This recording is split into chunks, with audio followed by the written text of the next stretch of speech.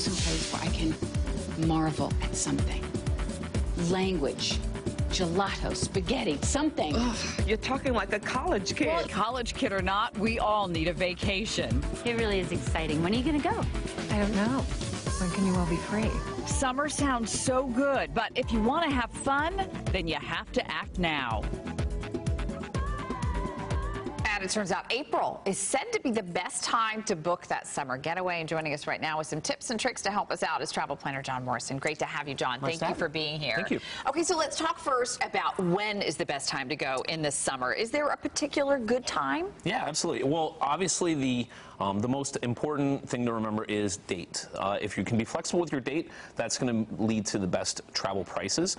Obviously, the most popular days to travel during the summer, July 4th, Memorial Day. So if you can kind of avoid those dates, those are going to be the best prices that you're going to find, especially as you go later into the summer. If you start looking at more towards August when the kids are going back to school, that's going to be a little bit more advantageous for you for price. Okay, all right, that's good to know. What about cruising? Is there a better time? Because obviously June starts hurricane season, so that makes people a little nervous when they book a cruise. The thing, and everybody always tells me, oh, cruises will go down last minute, and 100% of the time, I would say I'd never see cruise pricing go down. So it's always better to book early, especially even going into the fall. You will see a little bit, again, cheaper prices going into August, September, because it is people going back to school.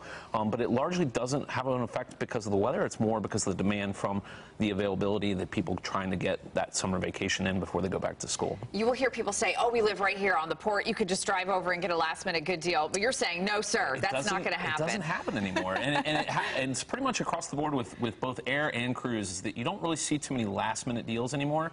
You do want to try to book a little bit in advance, especially with cruise, because there's only so many rooms on that ship. All right, good to know. Obviously, we live in a travel destination. What if you want to plan a staycation? Yeah, absolutely. So obviously, if you're trying to book here in town or even anywhere in the state, it's a little bit more flexible because obviously you can drive there. You don't have to worry too much about airfare.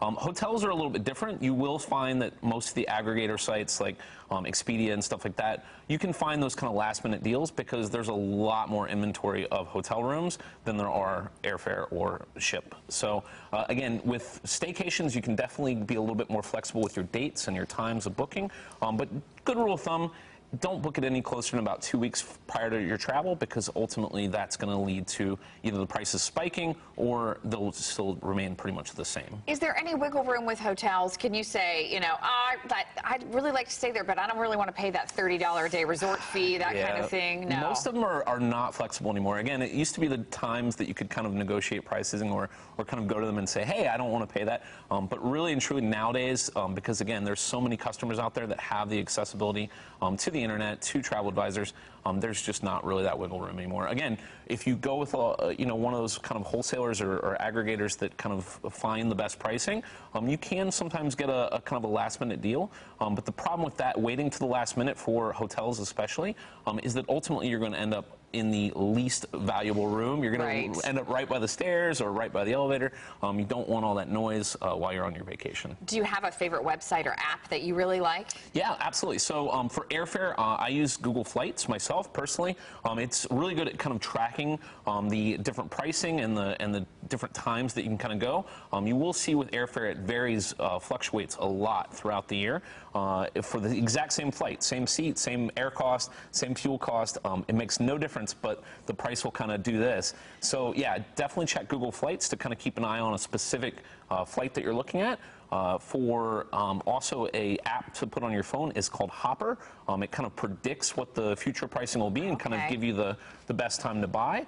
But ultimately, if you're kind of, especially not so much with a staycation, but if you're planning anything larger, definitely work with a travel advisor. They're going to have access to aggregators, wholesalers, consolidators that you as a consumer just don't have access to. Yeah, they can look everything all at once, so that certainly makes their jobs easier. Great to have you, John. Thanks, Amy. You so much. Happy travels to you, and happy summer. Almost